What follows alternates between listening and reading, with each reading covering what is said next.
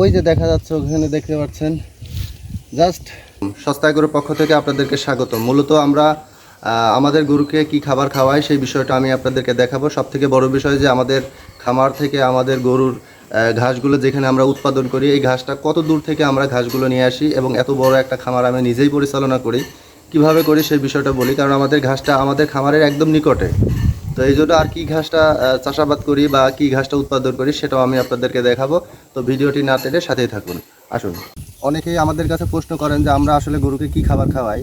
আমরা আমাদের এই যে পাশে দেখতে পাচ্ছেন যে আমাদের নেপিয়ার ঘাস চাষ করি, এই নেপিয়ার ঘাসই মূলত আমাদের গরুকে আমরা খাওয়াই। তো আমি আপনাদেরকে একটু দেখাই যে আসলে নেপিয়ার ঘাস আমরা কিভাবে আর কতটুকু হয়েছে সেটা।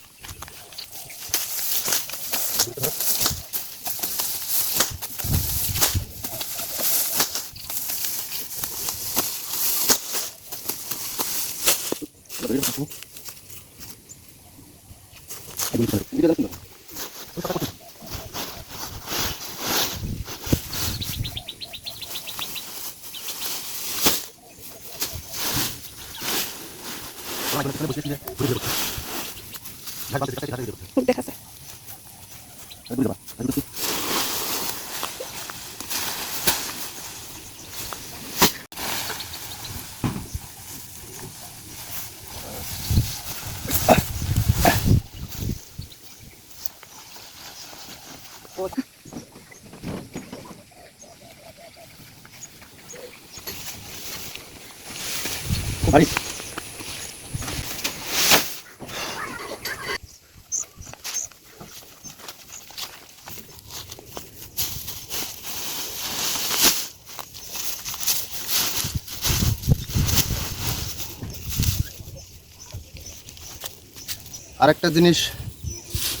আরেকটা জিনিস আমি আপনাদেরকে দেখাই।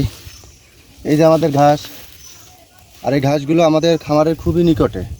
ওই যে দেখা যাচ্ছে ওখানে দেখতে পাচ্ছেন জাস্ট মনে হয় 30 হাত দূরে আমাদের এই ঘাসটা একদম খামারের নিকটে। অর্থাৎ এই যে আপনারা যে কচুর জমিগুলো দেখতে পাচ্ছেন, এই কচুর জমিগুলো সম্পূর্ণ হচ্ছে আমাদের নিজস্ব। এখানে আমরা আগামীতে ধান চাষ করব। তো একদম খামার নিকটে হওয়ার কারণে আমাদের কোনো গাড়ি ভাড়া লাগে না, এগুলো আমরা নিজেরাই নিতে পারি মাথায় করে। আর দ্বিতীয়ত আমরা যে আমাদের কচু লাগিয়েছি, এই কচুগুলো কেমন হয়েছে সেই বিষয়গুলো আমি আপনাদেরকে আগামী ভিডিও